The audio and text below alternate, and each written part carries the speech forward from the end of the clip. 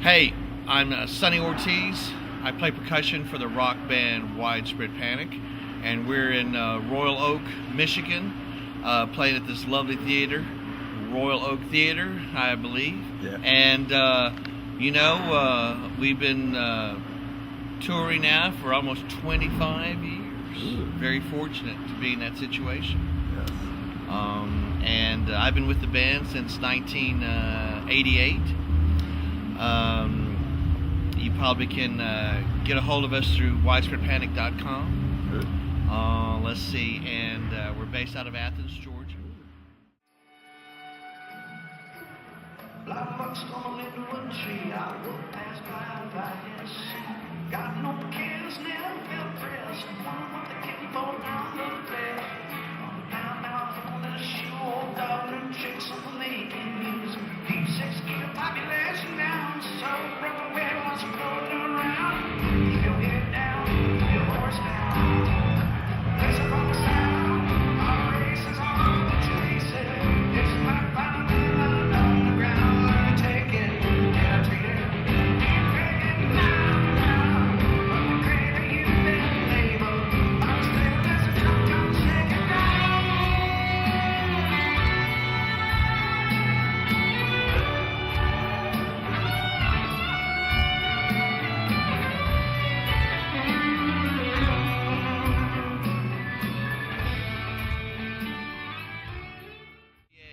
Originally, I'm from Waco, Texas. I lived in Austin from 1975 to 86, and then I moved to Athens, Georgia in 1986.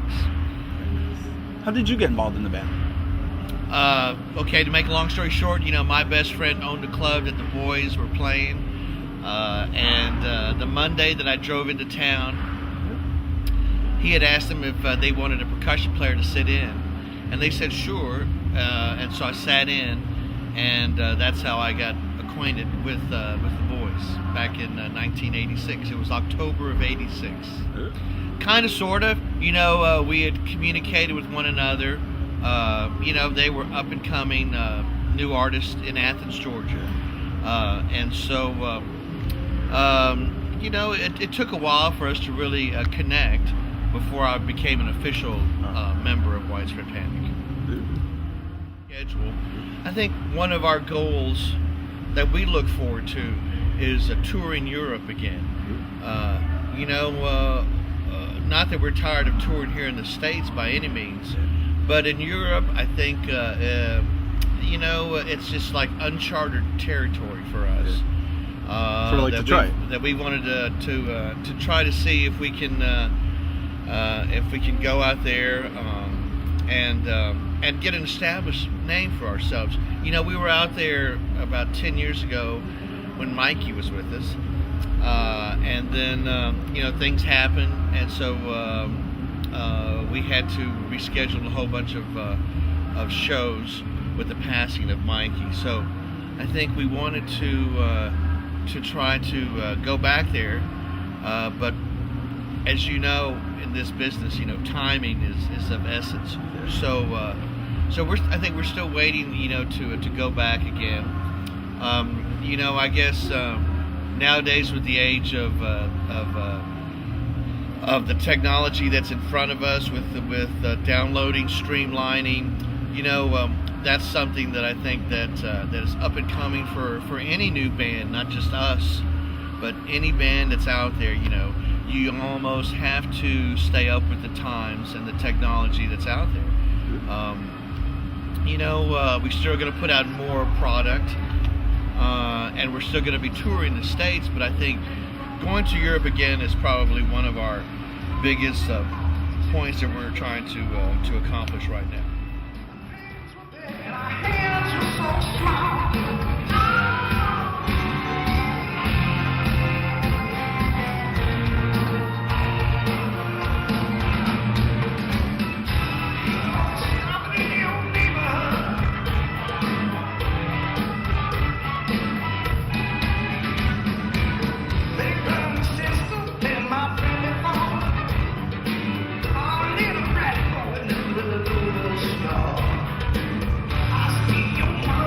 Take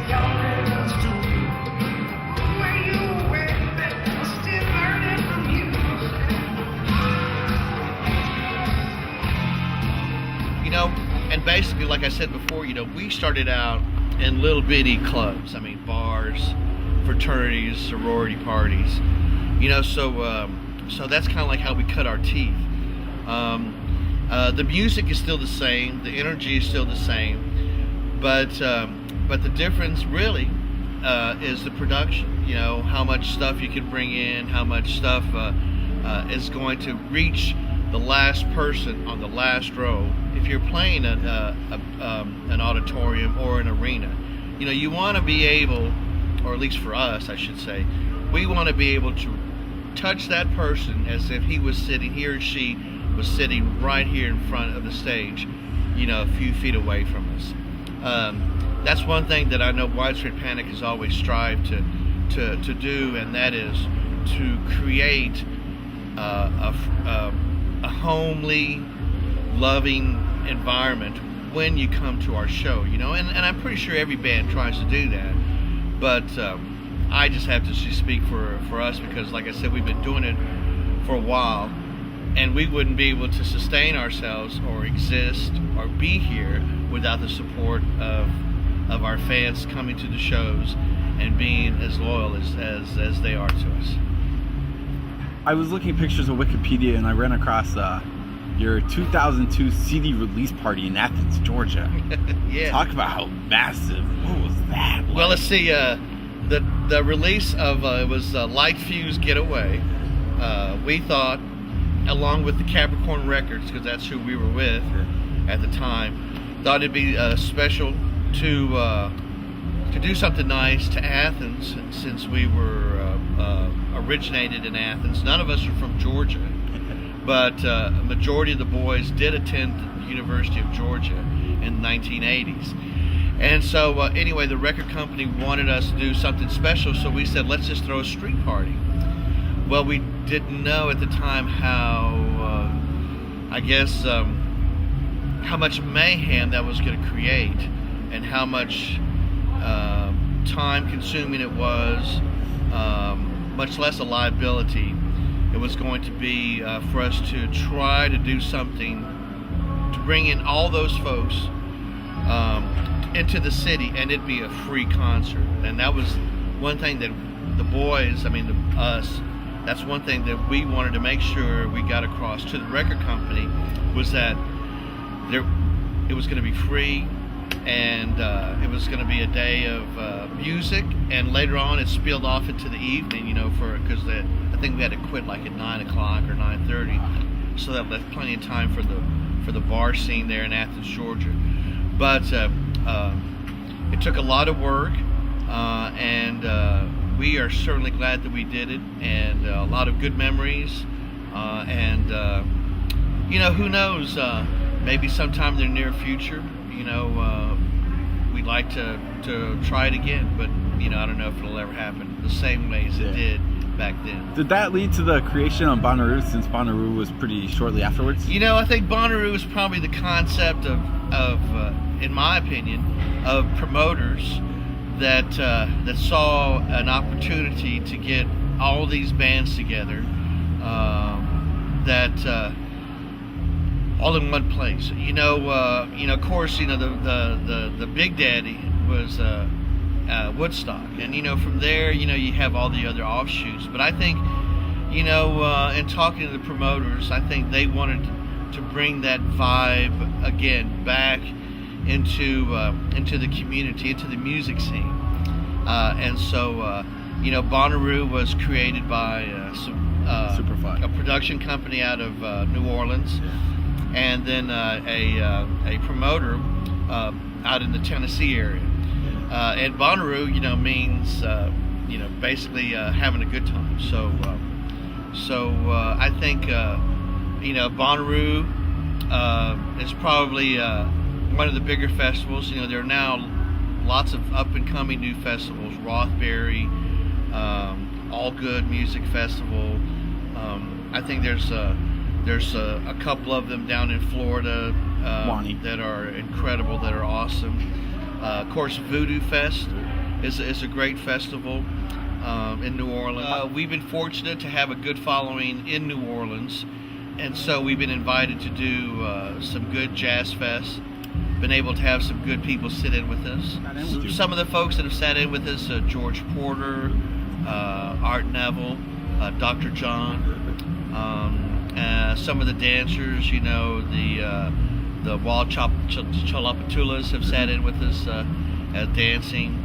Let's see, Ivan Neville has sat in with us, Bill Summers, just at the Voodoo Fest and at Jazz Fest. So, it's always a great time, a lot of fabulous entertainment. And, just to be a part of that with all of your, at least all the folks that I grew up listening to, like the Neville Brothers, Dr. John, and it's just one of those kind of festivals to where it's a big hub of musicians coming together to support a great city, New Orleans, and Voodoo Fest, another great festival that has been started up in New Orleans, and it's to me it's not as big as the Jazz Fest, because with Jazz Fest you just have so many artists that come in from all types of genre, all types of music, come in to the city. But I think Jazz Fest is one of the premier festivals here in the U.S. One of the things that we support is the Make It Right program out of New Orleans, which I guess was originated through Brad Pitt and some of his associates that wanted to help rebuild the Ninth Ward. So that's one of the places that we like to support. We also support Tunes for Tots, which is kind of Widespread Panic's giving back to local high schools in Georgia. That of course, as you know, some of the funding for the arts, for music, for art, physical education, have been cut. The funds have, and so we started Tunes for Tots, where we do a free show right usually before the New Year's Eve shows in Atlanta, and then all the proceeds from that one show, which through the help of our fans and fan base, you guys are the ones that help us take that to another level.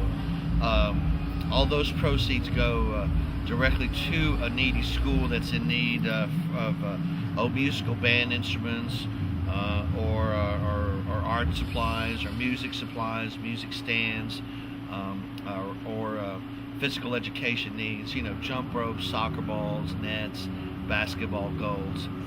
And a couple of us have side projects where I help out Drumming for Success youth program, which is a youth program that originally started by Dr. Arvin Scott, who is a hand and drum instructor at UGA. Is that a website for that?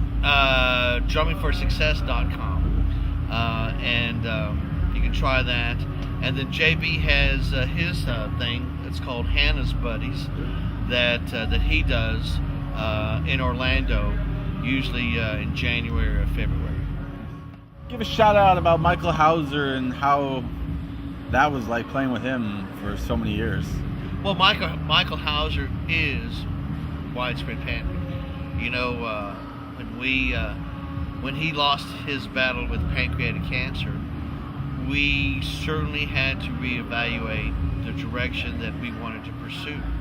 And with Mikey's blessing, he wanted us to pursue the mission that wasn't complete. And I think to this day, he's happy that we're still pursuing it.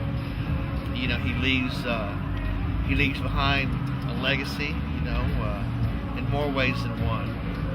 We certainly do miss him, but the music and his spirit is in us all, and it's in you too.